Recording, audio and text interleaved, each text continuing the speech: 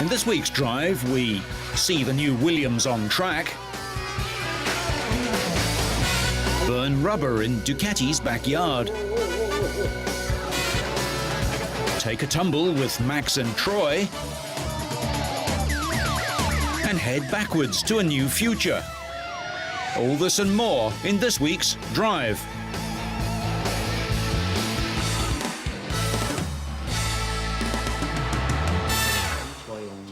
If all the signs are correct, China may soon have its first Formula One driver. Tung Ho-pin may be everything to everybody. Born and raised in the Netherlands to Chinese parents, he speaks 4 languages and is taking a degree in economics. Both my parents come from Wenzo, and I was born in Holland, that's true, and but I'm fully Chinese and I consider myself like that.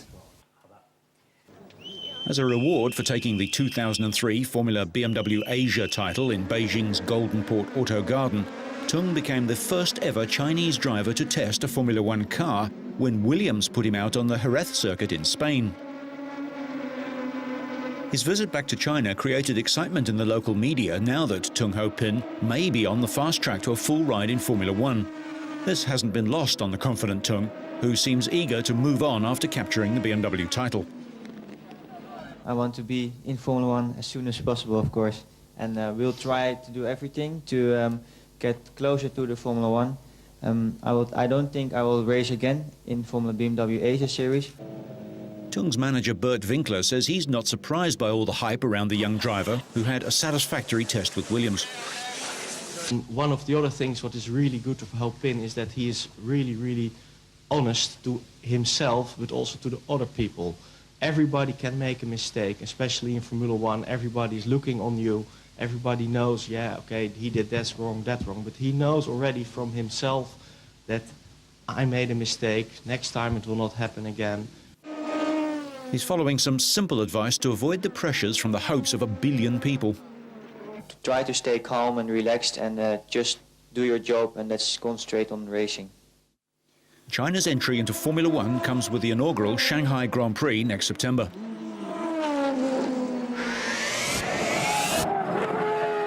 Juan Pablo Montoya is undoubtedly one of the most talented drivers in Formula One. But despite flashes of genius in his past 3 seasons, especially in qualifying, he hasn't taken the world title. I thought it was a pretty good season. You can always ask for more. I was very pleased I managed to fight for the championship. It's a shame the things at the end didn't turn out the way it should have or could have, you can say. But still, I think the team came up really strong at the end. It's just, like they say, too little, too late. Last year's car struggled with balance in the wet, but was the fastest on the grid with a powerful BMW engine. But winter development of the latest car is going well. Yeah, I thought we had a good chance, but, when it started to rain, we were not strong enough in the wet, and it really showed off. We didn't have anything for them in the wet. I think it has improved over the winter so far, but still, I think we got quite a way to go to be competitive, 100%. But I think with the new car, we have a real chance. Montoya approves of controversial rules introduced last season to overcome processional racing. I think it made the show better, and that's the most important thing. Made qualifying more critical, and the strategy count a lot into race results. So that's going to be, makes it quite interesting. Now it's a $1 million question. Next year with the new rules and everything for the engine, it is going to be even more interesting because, it kind of works. 1 lap less you do in practice is an extra lap you're going to do in the race with the engine, but, at the same time you want to do some laps to be able to set up the car properly. But 2004 will be his last season with Williams. From next year, Montoya will drive for McLaren in a 2-year deal worth a reported $10 million a year. No, I'll be honest with you, nothing to do with money. It's just, I want a new challenge. I thought go from one top team to another wasn't a big risk, and I spent a few years in Williams already. Next season is going to be my 4th season. I wanted to have a change in my career, experience something new like any other job. You get to a point you want to have a new challenge, and I thought going to McLaren was going to be an interesting challenge for me. This will double his salary, his chief complaint at Williams, where Ralf Schumacher earned twice as much. The move, unusually announced over a year ahead, is expected to see Briton David Coulthard leave the team. with Montoya partnering the talented Finn Kimi Räikkönen. The pair finished second and third to Schumacher last season. Montoya came to Formula One after a successful career in the US, where he won the kart title in 1999 with 7 wins and 7 pole positions, becoming the youngest champion in the history of the series. The next year he placed only 9th, scoring 3 wins, 7 pole positions and winning the Indianapolis 500 at his first attempt, before crossing the pond to join the Williams Formula One team. In a shake-up designed to open Formula One to new markets, the 2004 season will also see races at 2 new circuits, Bahrain on the 4th of April and Shanghai in China on the 26th of September. The season begins, though, in Melbourne, Australia on the 7th of March, where Michael Schumacher will begin his campaign for his 7th world crown in what is expected to be another dominating Ferrari. That is, of course, unless Montoya stands in his way, and no one would rule out 2004 as being his year. Williams hasn't won a Formula One title since Canadian Jacques Villeneuve won the championship in 1997, the team's longest ever losing streak. The closest they've come since are the 3rd places claimed by Montoya in both 2002 and 2003. Recently, the team unveiled their new car, the FW26, and the new design has a revolutionary twin-keeled nose. But is it up to the task of taking the title from Ferrari and the dominant Michael Schumacher, Ralph's older brother? We try our very hardest every winter, and sometimes we think that's a good step forward for next year, but you always worry how good or how much better maybe the opposition have made their cars, and you only really know February, March, April. The startling front profile works with a twin-keel monocoque, aiding airflow both under and over the front of the car and improving aerodynamics right through to the rear wing. Those aerodynamics are aided by narrower side pods made possible by new radiators. Williams is confident the team will be competitive in light of the sport's recent rule changes that limit teams to 1 engine per car per weekend. To save BMW some money, all the manufacturers, we hope it will save some money, and also for the poorer teams, if you wish, at the end of the grid have to pay for their engines. It's a major step towards decreasing the costs of Formula One, which everybody supports. It's a great technical challenge. Probably one of the biggest ones in Formula One for quite some time, and I'm pretty confident BMW will be leading the way again. The new season kicks off in March with Ferrari's Michael Schumacher, the only man on the starting grid to have previously won the championship, and he's won it a record 6 times. That makes plenty of incentive for Juan Pablo and Ralph to make a strong start to the season. Williams had a slow start last year, but they picked up the pace, and Montoya won at Monaco in June, and Ralph won in Germany and France, and Montoya won again in August. The new car's initial runs certainly looked impressive, but the proof comes in its performance on the track.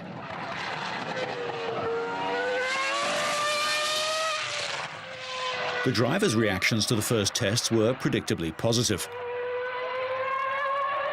Very good, actually. It's very early to say anything, but so far it feels very good. I thought it was going to feel a lot different from the old car, but it doesn't. So it's a very good start. I think we have a very good potential car. But the Colombian, in his final season with the team, laughed off suggestions that driving the car is as radically different as the looks of its chassis might suggest. I thought it was going to feel weird, but it doesn't. You don't feel anything. It's just a car. You sit down and you drive it, really.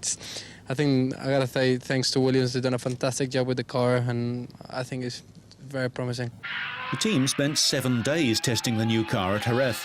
Montoya concentrated on mechanical and aero setups, and despite some initial teething problems, completed 193 laps. Ralph completed a full race simulation, the BMW engine comfortably covering 800 kilometres.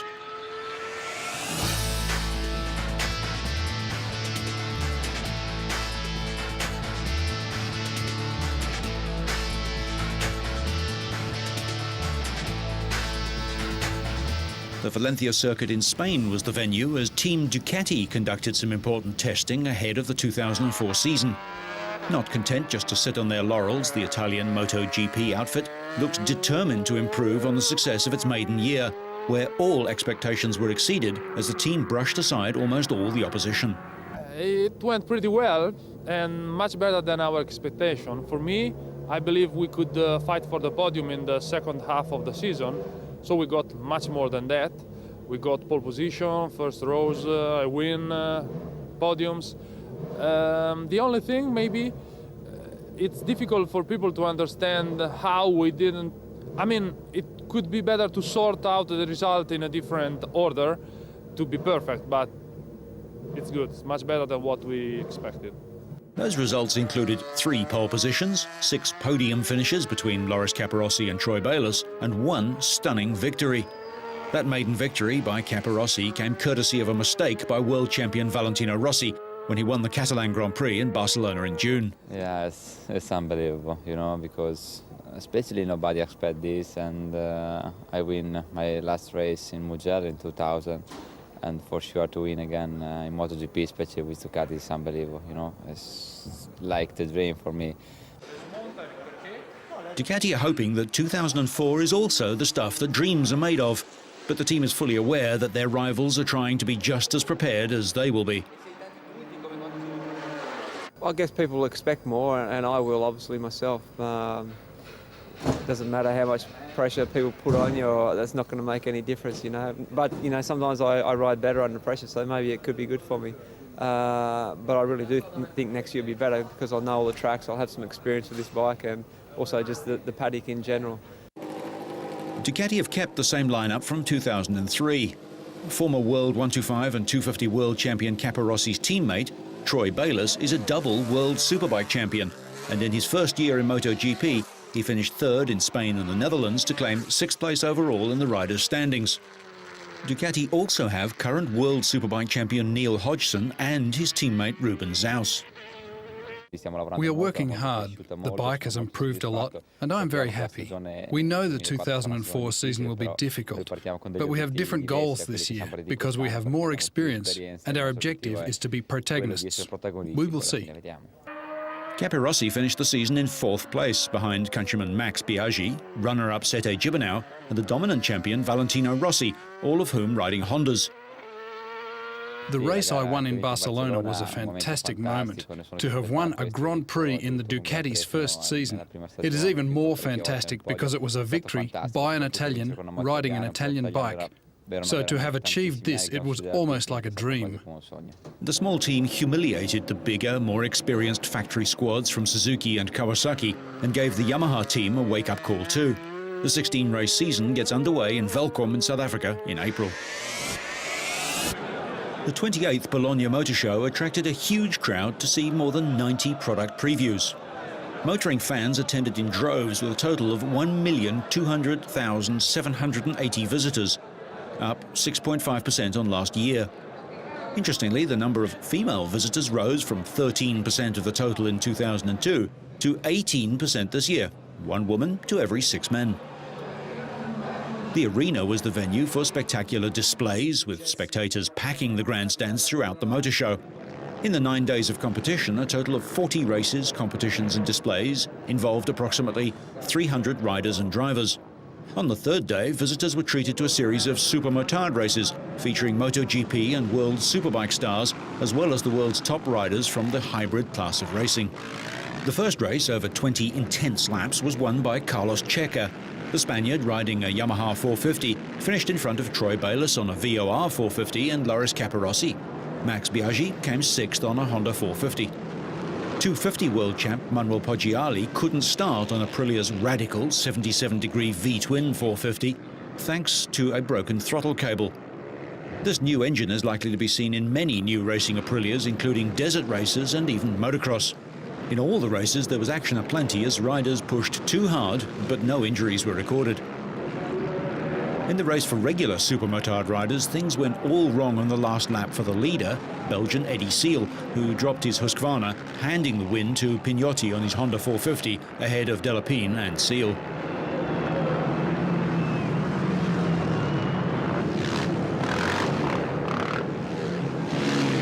At the start of the second race, it was Checa leading, followed by Bayliss and Dovizioso, with Biaggi 4th, followed by Capirossi, who fell off on the 5th lap. The final order was Checa, Bayliss and Biaggi.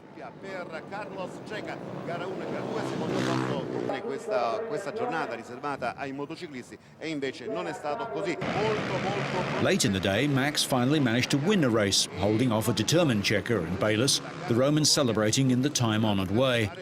The final elimination took the form of an American challenge. 2 riders square off over 2 laps. Carlos Checa lived up to his nickname, Chaka, and fell off when it counted, leaving Biaggi and Bayliss in contention for overall honours. Australian Bayliss tried too hard and nearly brought them both down, but got a lift back home. Yeah, I think it's a great move.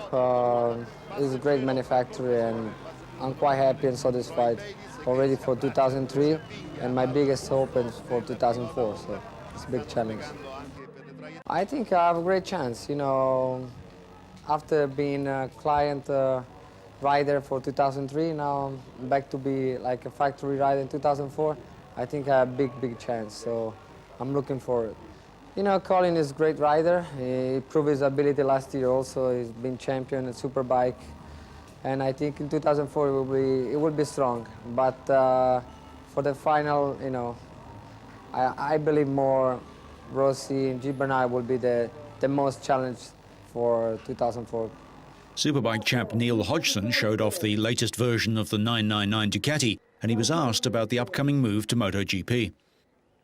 Probably my realistic target is to do what Troy Bayliss did this year. That's what I'm aiming for. I think some really good races and try to be consistent inside the top 10. And I'm going to treat it as a learning year and then try and build on that for the next 2 years.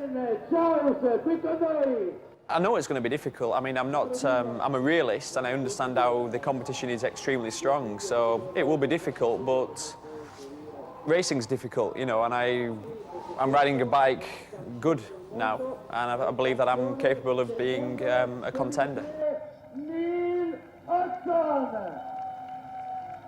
After a crowd-pleasing introduction, Neil did a few laps on the road-going 999 before receiving a silver plate from the motor show organisers in recognition of his maiden World Championship, during which he equalled Colin Edwards' record of 9 consecutive race wins. Later, he answered questions about how he has changed since he last tackled Grand Prix racing and what challenges he expected to face. Well, now obviously I'm a lot more mature. It's 7-8 years on. I understand more about motorcycling. I'm a better motorcycle racer, so you know, now I'm going to race, not to learn. You know, and the first time I was there, I was just a young kid racing around, not really with a lot of experience, where now I know what it takes to win races and championships. So I'm going there in a determined mood, not just to play around. Thankfully now the MotoGP's 4-stroke bikes, it's now made the transition a lot easier for superbike riders like Troy, Colin Edwards, Nicky Hayden are competitive. I mean, I know Colin Edwards' season wasn't the best, but I think next year we'll see the true next year you'll see the true Colin Edwards, so it's not as difficult. Capirossi and Bayliss returned to the track aboard Ducati Multistradas, another new model from Ducati. Despite its sport adventure or big trail bike stance, the 1-litre V-twin isn't really intended to be ridden off-road, just on every kind of surfaced road. The Multistrada has more than the thread of Ducati's sporting DNA and is an example of a new breed of sporty touring road bikes. Later, the 2 works riders, the darlings of Ducati fans around the globe, signed their caps and flung them into the crowd. The Ducati factory is near Bologna, and the team's racing bike, the V4 Desmo Sedici, was designed in the city itself.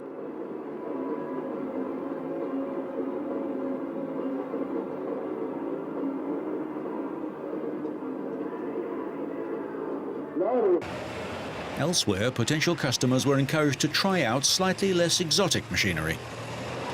And between the on-track action, stunt riders kept the crowd entertained.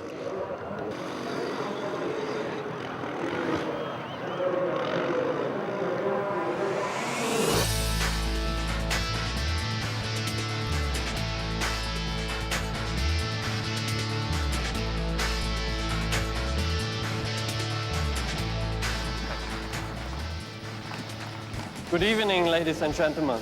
The 92X definitely embodies all the traditional Saab hallmarks.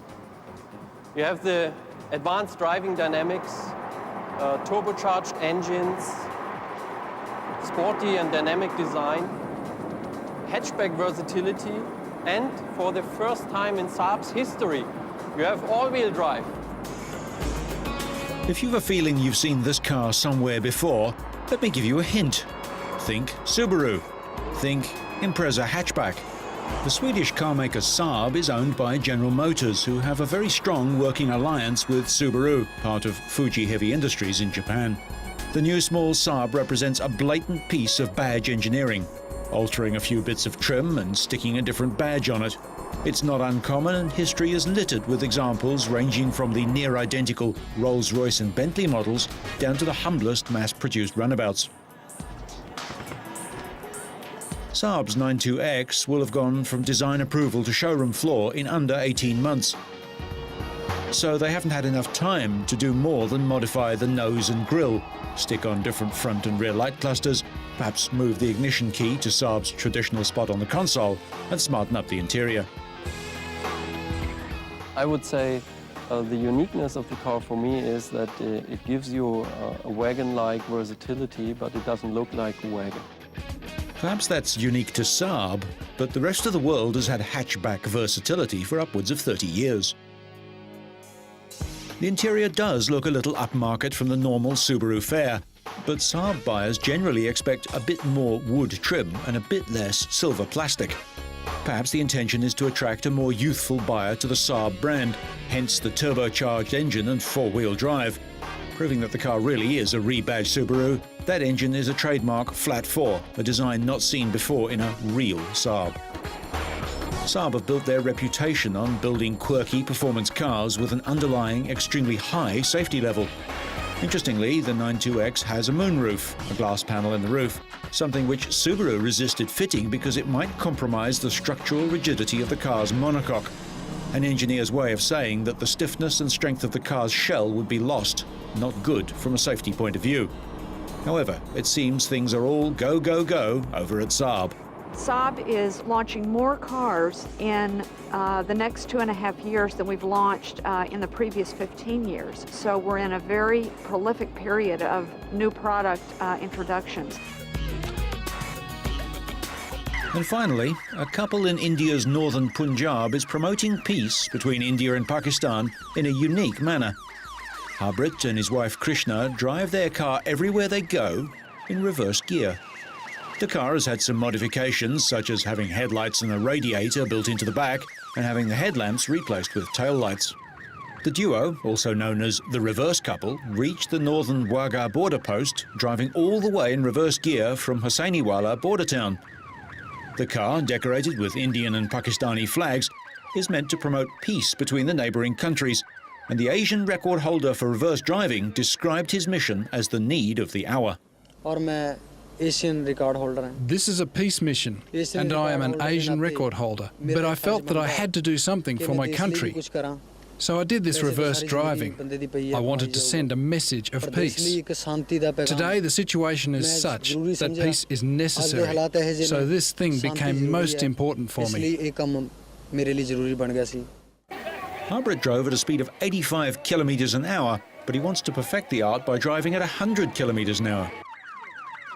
The men with the impressive headgear are members of the Border Security Forces, and they seemed a little confused by this simple effort to defuse the tension between the countries. But local civilians got right behind the campaign. So, whether you're on the rise, buying a badge, or just looking for a lift, so you stay on track and up to speed, make sure you catch next week's Drive.